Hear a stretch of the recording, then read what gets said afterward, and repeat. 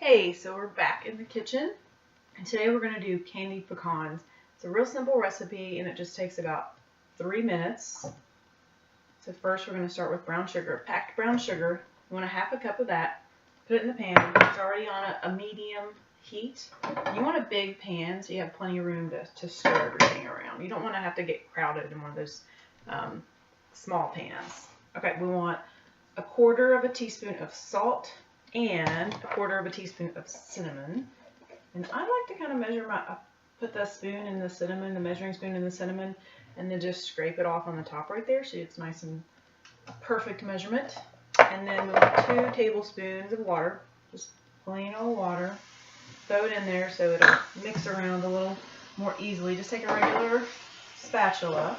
You want to mix everything around. Get that cinnamon and water and brown sugar and salt all incorporated, and then you want to bring it to a little boil, which it already is because I had the heat cranked up already, so it's nice and hot and ready to go.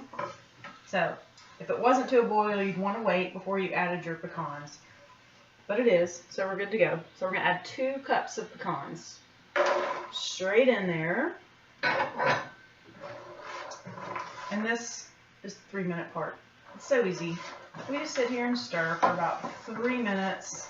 Make sure that you get all of that yummy goodness incorporated into the pecans.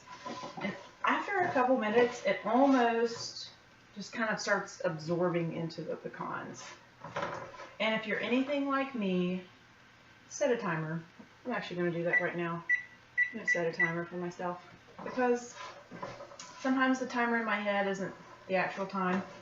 And it gets away from you, you might get distracted. So you just want to keep stirring and stirring until your 3 minutes is up. And towards the end, it's going to get a little more hard to stir. So you want to make sure you're continuing to do that. And then you're going to throw it out on a piece of parchment paper and let it cool, and you're done.